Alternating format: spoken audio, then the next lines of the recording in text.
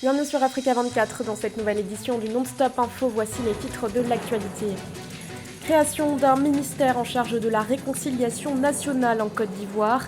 Une mesure annoncée par le président Alassane Ouattara lors de sa prestation de serment. Un nouveau ministère confié à l'ancien candidat à la présidentielle, Kouadio Konan-Bertin. Un processus de décentralisation qui prend forme au Cameroun. Les 900 conseillers régionaux élus entameront officiellement leur mandat le 22 décembre prochain, date à laquelle ils se réuniront en session. Et enfin, le coup d'envoi pour l'exploitation des zones agricoles à forte productivité est lancé au Gabon. À cet effet, 2 conventions ont été signées ce 15 décembre. Les détails à suivre dans ce journal. Aussitôt annoncé, aussitôt exécuté, en Côte d'Ivoire, le ministère de la Réconciliation nationale, dont la création avait effectivement été annoncée par le président Alassane Ouattara lors de sa prestation de serment ce 14 décembre, a vu le jour. À sa tête, Kouadio Konan-Bertin, l'ancien candidat à l'élection présidentielle d'octobre dernier. Parmi ses principales missions, le nouveau ministre devra renforcer la cohésion sociale et assurer la réconciliation. Victoria Selli.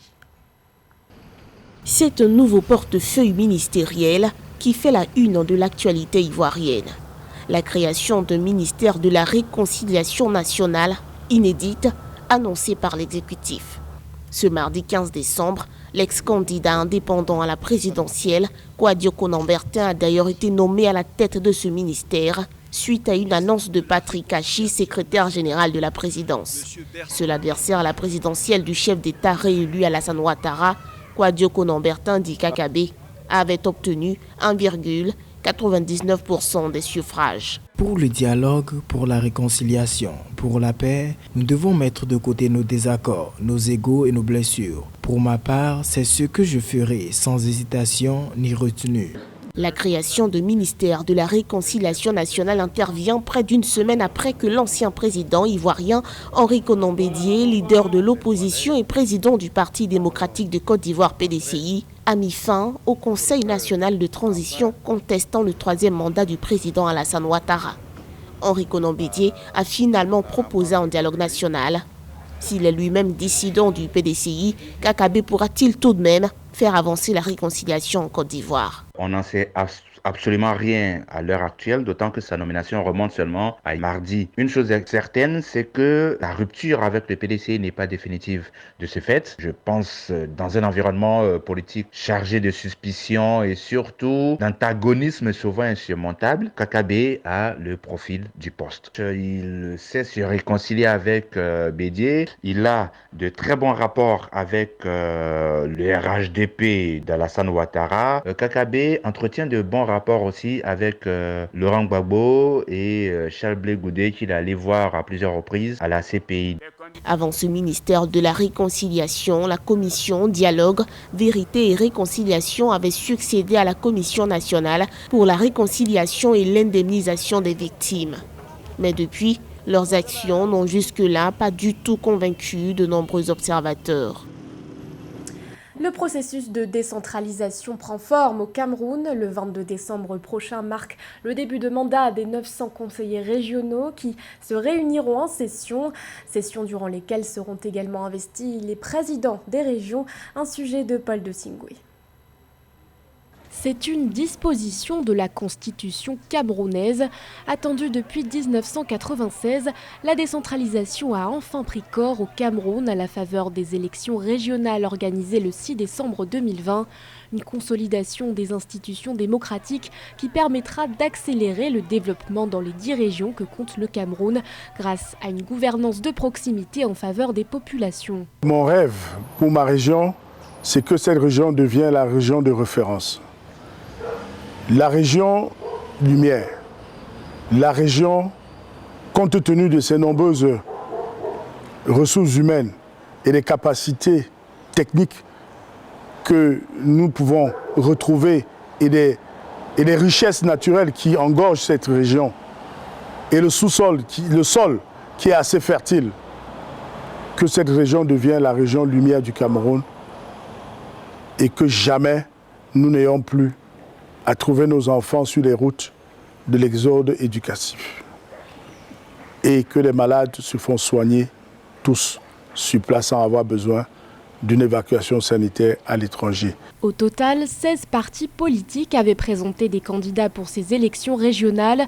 Avec 9 des 10 conseils régionaux à son actif, le RDPC, parti au pouvoir, a largement remporté ce scrutin. Le mandat des conseillers régionaux débute le 22 décembre lors des premières sessions des conseils, au cours desquelles les présidents des conseils régionaux seront investis par l'instance dirigeante des partis politiques vainqueurs. Même si cette étape n'est pas élective, dans les différentes régions du pays, plusieurs élites présentent d'ores et déjà leurs projets de société dédiés aux populations locales. Il faut des centres de soins de proximité. Et cela va passer des membres de cet hôpital général de référence de l'Ouest, qui va permettre aux populations de la Ménois de savoir que s'ils tombent malades à 2 h du matin, il y a une ambulance qui peut venir le chercher, même dans le sous-quartier. Dites-vous que ce n'est pas parce qu'on n'a pas de l'argent pour se soigner qu'on n'a pas droit aux soins. Tout le monde a droit aux soins. Ces premières élections régionales du Cameroun ont permis l'élection de 90 conseillers régionaux par région, soit au total 900 élus pour un mandat de 5 ans. Le Cameroun qui a parallèlement créé la Société nationale des mines. La création de Sonamine a été officialisée par décret signé ce 14 décembre par le président Paul Biya. Cette nouvelle entreprise publique qui remplace le cadre d'appui à l'artisanat minier se chargera de développer et de promouvoir le secteur minier. Philomène Tine.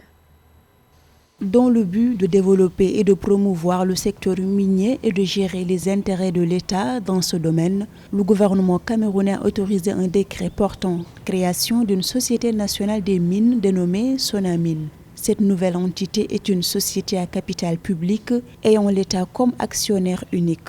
Mais son actionnariat peut être ouvert à d'autres entités publiques et privées selon le décret présidentiel. Alors la maîtrise du secteur minier dans un pays ne dépend pas de la création d'une société minière. C'est une bonne chose déjà qu'on ait une société minière. Le secteur minier a la particularité d'être extrêmement divers. Il y a des mines précieuses, notamment l'or, le diamant, le saphir, mais il y a aussi des minerais. Donc maintenant, il faudra bien savoir dans quel domaine une société comme celle-là pourra intervenir. Et puis il faut aussi dire que le domaine minier au Cameroun n'est pas un domaine qui attire particulièrement de gros investisseurs. Ça veut dire que la société des mines devra apprendre avec les acteurs de terrain qui majoritairement sont des artisans miniers et devra aussi apprendre de la chaîne de commercialisation qui est bien maîtrisée par des individus. La nouvelle société minière du Cameroun va notamment assurer à titre exclusif les opérations d'achat et de commercialisation de l'or et du diamant sur le territoire national.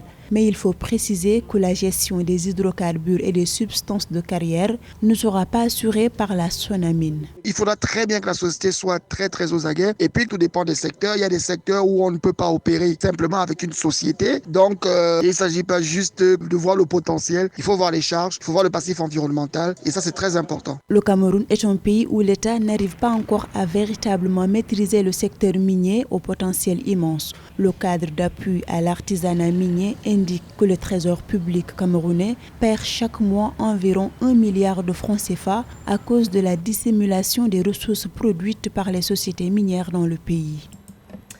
Dans l'actualité également en Éthiopie, des compagnies minières se sont vues retirer leur licence. 63 sociétés sont concernées par cette mesure initiée par le gouvernement. L'annonce a été faite par le ministre des Mines, Takele Banti, sans pour autant donner le nom de ces sociétés. Selon le ministre, cette décision fait suite au non-respect de certaines clauses stipulées dans le contrat. Certaines compagnies n'auraient par exemple pas renouvelé leur licence ou alors n'auraient pas payé leur redevance. Le projet des 5 zones agricoles à forte productivité se précise au Gabon. Ce 15 décembre, le ministre des Eaux et des Forêts, Lee White, ainsi que le ministre de l'Agriculture et de l'Élevage, bien dit Maganga Moussavou, ont signé 2 conventions, donnant ainsi le coup d'envoi pour l'exploitation des APP. Un projet qui permettra non seulement au Gabon de diversifier son économie, mais aussi de créer davantage d'emplois. Lorita Simbou. Au Gabon, le 15 décembre, 2 conventions ont été signées par les ministres des Eaux et Forêts et de l'Agriculture pour le démarrage effectif de l'exploitation des 5 zones agricoles à forte productivité récemment créées dans le pays. Ces 5 agropoles sont destinés à promouvoir la culture de spéculation vivrière, de même qu'à développer l'élevage à grande échelle. Nous allons réellement démarrer les activités qui permettent de manière pratique d'exploiter nos 5 zones agricoles à forte productivité Nous avons décidé d'organiser l'exploitation de ces zones de concert. Lorsqu'une date sera arrêtée par le gouvernement, nous lancerons les premiers appels à souscription à l'endroit des investisseurs. Dans le souci de diminuer sa forte dépendance de l'extérieur, le Gabon envisage de réduire à l'horizon 2022 de 50% ses importations alimentaires. L'exploitation des agropoles se présente donc comme une opportunité pour la promotion de la création d'emplois et d'entreprises dans les chaînes de valeur agricole du pays. Pour ma part, le projet de création de 5 agripoles cadre avec les enjeux du développement agricole dans notre pays. Maintenant, à la question de savoir si ce projet qui vient s'ajouter au PADEG et même au projet Graines répondra réellement aux besoins de population, il est difficile de prédire. Qu'à cela ne tienne, avec la volonté politique qui s'impose et la détermination, ce projet devrait pouvoir atteindre ses objectifs. Selon les autorités gabonaises, suite à ces 2 accords, un comité technique sera mis en place dans les semaines à venir pour faciliter la mise en œuvre de ce projet. L'objectif final est de diversifier l'économie gabonaise et de créer de l'emploi dans le secteur agricole.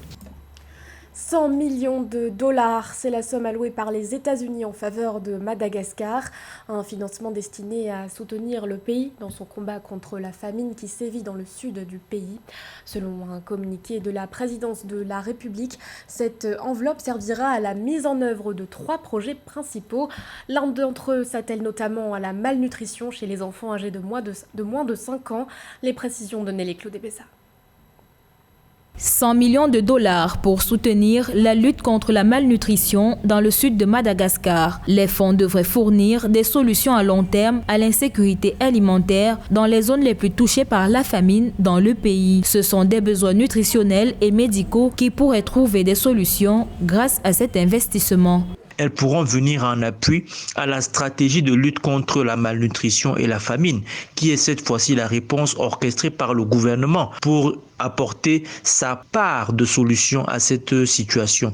Le gouvernement a des projets également. Je pense ici à l'usine de transformation de compléments alimentaires qui est envisagée par le gouvernement. Outre ces actions d'urgence nutritionnelle et médicale, le gouvernement malgache œuvre pour la mise en place de projets à long terme pour l'autonomisation des familles. Il a entre autres mis l'accent sur le projet Titre Vert qui permettra aux familles les plus vulnérables d'avoir accès à un terrain cultivable et d'avoir une source de revenus. Il s'agira d'abord d'améliorer l'agriculture, ensuite d'améliorer la gouvernance, d'améliorer les moyens de subsistance et la santé. Et après cela, il s'agit également d'améliorer la façon de se préparer à riposter aux catastrophes pour lutter contre la malnutrition qui est chronique. Donc voilà la direction que vont prendre les ressources américaines. Le sud de Madagascar est actuellement touché par une grave crise alimentaire imputée à la sécheresse. Dans cette partie du pays, le manque de pluie depuis janvier 2020 a contribué à enraciner la famine dans cette localité. L'État malgache a déjà mis en place des centres de nutrition et continue à œuvrer avec des partenaires humanitaires et au développement afin de gagner la bataille contre l'insécurité alimentaire dans le pays. L'actualité, c'est également la gratuité de la vaccination contre le coronavirus pour tous les Tunisiens. Une annonce faite par le directeur général de l'Institut Pasteur, Echmi Louzir. Cette vaccination, qui va débuter à partir du 2e trimestre de l'année 2021, ne sera pas obligatoire, précise Echmi Louzir. Parmi les personnes prioritaires figureront celles atteintes de maladies chroniques. À noter que la Tunisie aura en sa possession 2 millions de doses du vaccin Pfizer-BioNTech. Ce journal a été réalisé par l'ensemble de la rédaction. Merci de votre fidélité. L'actualité continue sur Africa 24.